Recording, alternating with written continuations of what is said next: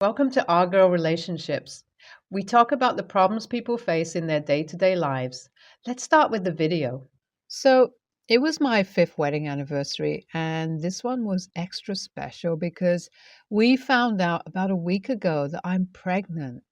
So we were really excited, and this seemed like our last anniversary with just the two of us, but also like it's our first anniversary where we know our family has grown. I wanted to celebrate this one by going an extra mile so that we remember it for a long time. My husband was thinking along the same lines, and we decided to throw a party for our family and close friends. We invited nearly 20 people to our place and arranged everything from a fancy dinner to an alcohol station. There was karaoke for people who were interested and a few games for the introverts of our group who would like to sit at a corner and just play by themselves. Even though this was a special one for us, we were determined to show everyone a good and comfortable time. Now, I knew I wasn't allowed to drink alcohol, so I couldn't use the drink to calm my nerves of being a hostess. So I went extra hard on making sure I'm fully confident with my appearance and no one could notice a slip or two in my hostessing ability in front of my looks. My husband also hyped me up because he always enjoys showing me off and never holds me back. So I chose a risky dress for our anniversary before I got all chubby with a pregnant belly. The dress wasn't that revealing for me. It was backless with only my chest and body tape holding it up. There was a long slit on the left side that went all the way up to my waist, and I had to again use body tape to make sure it stays in place. Honestly, with my figure, it wasn't that hard to carry it because the size was perfect. I did my hair in a low bun with a few strands loose to give it a messy look. The result was stunning, and I was really happy with how it turned out to be. I did accept that it was a little fancy for a party in my own home, but who cares about that? We have told all our friends the dress code, and our place isn't that shabby. The party started around 7, and our friends came before our parents could come. Everyone oohed and ahed at me, and I was genuinely happy with the reactions until finally my mother in law walked in and visibly checked me out. She frowned after looking at the slit in my dress and just said that I seemed to have gotten bold because it's our anniversary. To tell you the truth, I haven't seen eye to eye with my mother in law on many things, and although her straightforward reaction was rude, it wasn't totally unexpected. But I let it slide as my father in law told both me and my husband that we both looked amazing together. We started enjoying ourselves, but my mother in law kept openly staring at me and making faces. It was obvious to the point where my friends noticed it and came over to tell me not to mind her and just enjoy my day. My husband asked me if I wanted him to talk to mother in law, but I told him there's no need to create a scene. Soon it was time to cut the cake, and my husband was giving a toast to us when he used the words, "My beautiful, stunning wife," and my mother in law loudly scoffed. That's when I lost my patience and asked her if there's anything she'd like to say, and she looked straight at me and said, "There's no need for her to express anything when I'm expressing everything with my body." It wasn't even that great of a taunt. But I was already on edge because of her behavior, and it almost brought me to tears. All I wanted was to look pretty on my anniversary, and she ruined the whole thing for me. But before I could say anything, my husband told her that she must be catching up to her age because what I'm wearing is the trend these days, and he loves me for it. At this, my mother in law said it's just inappropriate and excused herself to go out for a smoke. The whole mood was ruined, and I even went to my bedroom. That's when my sister in law called me to apologize for running late, and I told her she doesn't even need to come because the party's ruined. When she asked me what I meant and why, I said, like, I'm crying. I told her exactly what had happened, and she tried to cheer me up. But because she had to drive, she said she'll see me in 30 minutes and hung up. After that, my husband came up and convinced me to come down. He said that everyone is still enjoying themselves and I shouldn't let mother in law ruin this for me. So we went down, and after a while, my sister in law called me to open the front door. When I saw what she was wearing, my jaw dropped. I didn't know whether to laugh or cry. If a stranger walked by, they'd definitely say she's the main character for the night. She was wearing a fully see-through black-colored mini dress with patches of clothes keeping her dignity hidden. I asked her what she was thinking, and she said she just wanted to give me competition and gave me a hug. I couldn't help but laugh at her antics. When my husband saw her, he almost took off his coat to cover her up, but she said she needs to show off her fabulous dress to her mom at least. So we went in to find mother in law sitting near the karaoke, and oh boy, when she saw sister in law walking towards the karaoke, her jaw visibly dropped. She got up so fast that the drink my father in law was holding almost dropped to the floor. My mother in law walked fast towards us and asked sister in law what she was thinking, wearing a dress that slutty. And my sister in law only smiled and gave a twirl to ask her, "What's wrong with showing off?" My mother in law tried to steer sister in law away from the crowd and upstairs, but sister in law refused to budge from her spot. In the end, mother in law was so embarrassed and angry that she left the house. The whole thing was so funny that I burst out laughing. I went after her, and when she saw me, she said there's no point of apologizing because she's too embarrassed to even call us her family. But all I did was pass her belongings and told her to take an Uber because I saw her drink a lot. And then I shut the door on her face. Her last expression of shock sent me into another fit of laughter. When I came back, I offered sister in law one of my dresses, and she gladly changed into something more decent. The whole time we were laughing like crazy. But now that the party is over, I feel a little bad for my mother in law. So I wanted to ask if what we did was an a-hole move. I was the hostess and I should have made sure to make everyone comfortable, but I ended up shutting the door on her face. Am I the a-hole for doing that, or would you have done the same thing in my situation? My, oh my, I didn't think so many people in the comments would take my side, but I'm pleased that so many of you agree with me. It was my day, and she totally made me feel like crap, so she deserved what she got. It's been a week since then, and I was moving past the whole thing, not thinking of it as a big deal, but then my mother-in-law called me. I had no idea why she was calling out of the blue and figured maybe she understands how badly she treated me, and this is her way to smooth things over. So I answered on the sixth ring, and when I tell you I wasn't ready for what she said, I'm not kidding. She called me to explain about how we treated her and said that she waited a week for us to realize our mistake. But according to her, we were obviously not coming to our senses, so she called me to give me a chance to apologize to her. I mean, how much more can a person embarrass themselves? She was waiting for an apology when what I did wasn't even wrong. She really did get on my nerves then, and I told her point blank I did nothing wrong.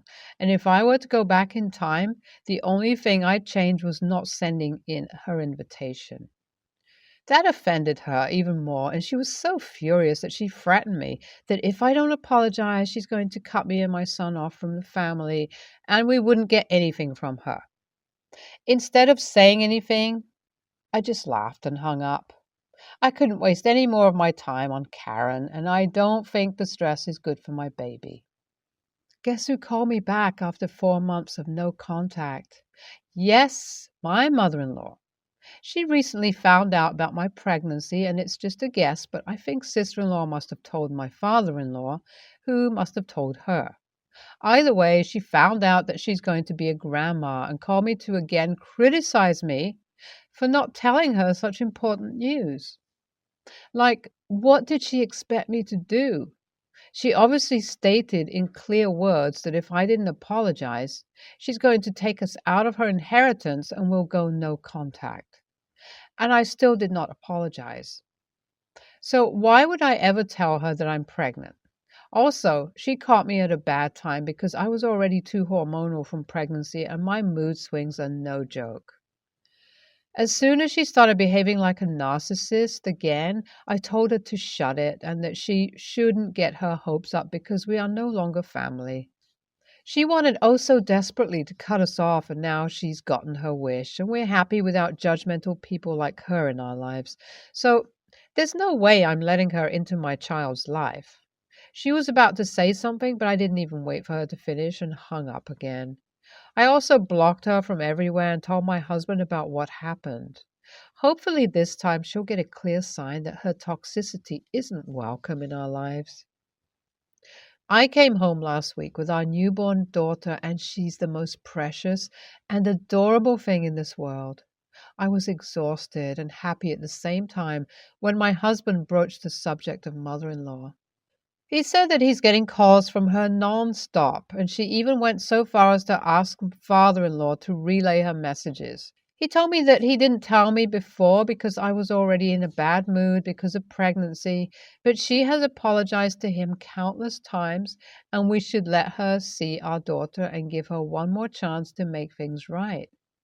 I wasn't ready to do that, so we argued about it for an hour. But by the end of time, I was fully beaten, both mentally and physically. So I told my husband that if he wants to let her back in our lives, then it's fine.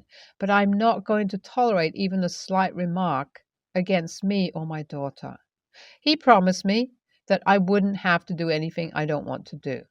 So my mother-in-law will be coming over soon, and I just hope this time she doesn't mess it all up. NTA, totally not the a-hole here. If anything, your mother-in-law deserved what she got in the end. If she can't let you be who you are, then she doesn't need to be in your life. NTA, oh my God, I hate mother-in-laws who radiate Karen energy, and your mother-in-law sounds like one. You didn't do anything wrong, and don't beat yourself up because it was your day, and you deserve to wear a towel if that's what you felt like wearing. I live in a college town with my girlfriend.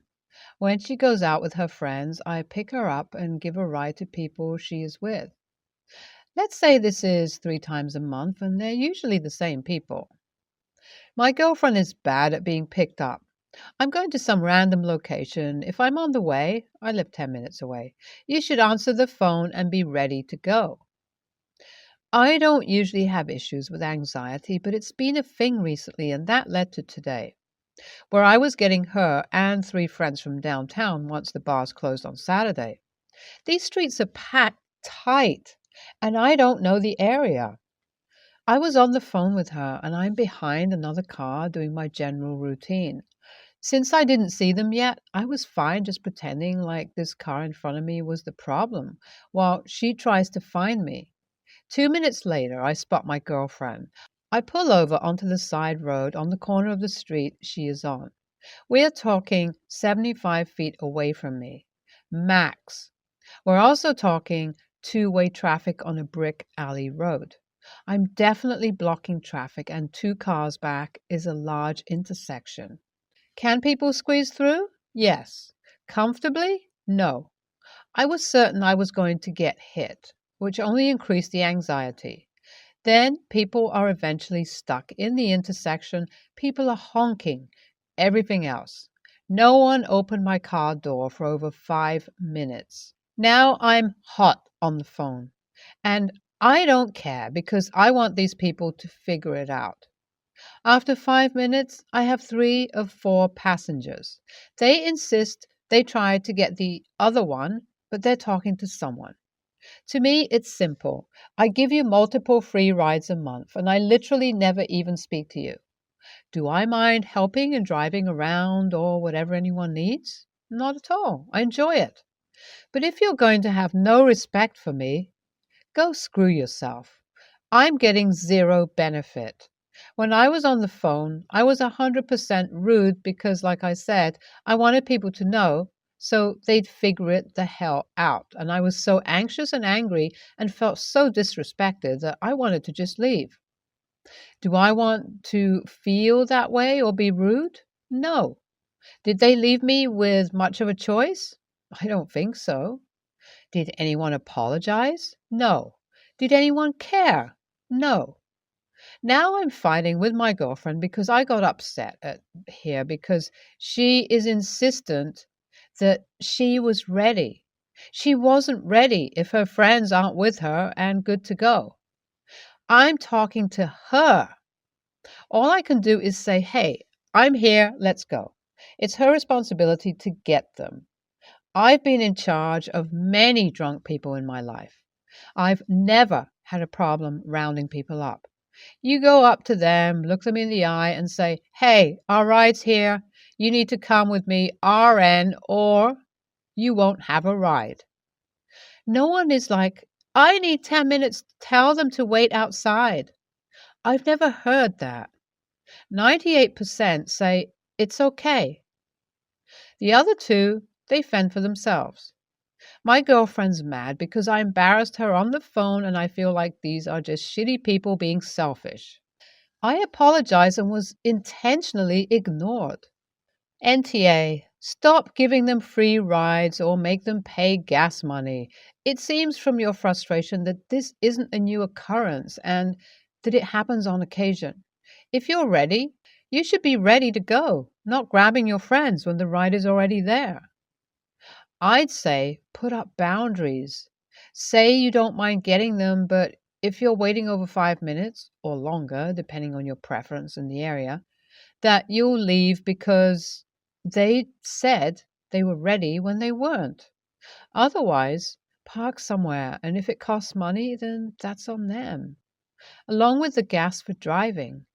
It's not a free world, and while I'm sorry to say it, but it sounds like your girlfriend and friends are taking advantage of your good nature. NTA, but I don't think your girlfriend was either, unless you've made it clear to her this bothers you in the past. You were all young, she was drunk, and didn't get her shit together. It is perfectly reasonable to set boundaries for the future, i.e., don't drive them around anymore. Only pick girlfriend up, only pick up whoever is on the curb when you arrive. Whatever you are comfortable with. It's not ideal she and her friends did this, and it's not ideal you lost your cool. Try to rationally explain why you were upset and come up with a solution for next time. I have a 21-year-old stepdaughter who I've been in the life of since she was 2 years old, when I began to date her father, and when she was 5, I became her stepmother. Her husband and his ex-wife live in the same town, so my stepdaughter would always alternate houses every week, and despite her being an adult now, we're still close. She is marrying her boyfriend of 5 years in May. I know for a fact that they can't afford to get her dream dress, as she's talked to me about it. I have a good job and I love her like she's my own daughter. So I told her I'd buy her whatever dress she wanted as my wedding gift to her. My husband was there when I made the offer and had no problem with it, so that isn't a concern. The issue, however, came up when her mother found out. She came round demanding to know where I got off offering to buy her daughter a wedding dress, and that I had no right to do this, and what if she'd wanted to buy the dress. I did feel bad about this and suggested we each pay half of the dress, but she isn't happy with this and said she can't afford the kind of dress I could, and now I've gotten my stepdaughter's hopes up for any dress she wants. I suggested that she just pay what she's comfortable paying, and I'd cover the rest, and she can just assume her mother and I went half on it. But this was also shot down. My husband asked her what exactly she expected then, and she thinks I should withdraw the offer entirely. Obviously, I'm not going to do that, as I'm not going to be letting my stepdaughter down, but I don't know how else I can make this right. My husband ended up kicking his ex-wife out of our house and calling her unreasonable and that she should remember this isn't about her. But I feel guilty over upsetting her. I didn't think it was out of line to offer this as I've been part of my stepdaughter's life for 19 years. Was I out of line with this? I am worried this could cause drama on the day. NTA, what an incredibly generous gift. Despite what your husband's ex clearly thinks, you are one of the parents of the bride. Maybe she can pay for flowers or something different. Don't let her talk you out of it, though. She'd rather her daughter go without versus you paying for it, which is incredibly selfish. Your husband is right. This is supposed to be about your daughter and not your mom. NTA, what you offered is incredibly sweet and thoughtful, and you have been in your stepdaughter's life for 19 years. You help raise her and take care of her. Yeah, her mom can be upset you offered before her, but to cause a massive scene is just childish. She should just offer to split half the cost if it means that much to her. And if she doesn't even want to do that, drop it. Be done. The day will be about the stepdaughter and her fiance. Nobody else has a right to it. Not even her mom having a tantrum over a very sweet offer.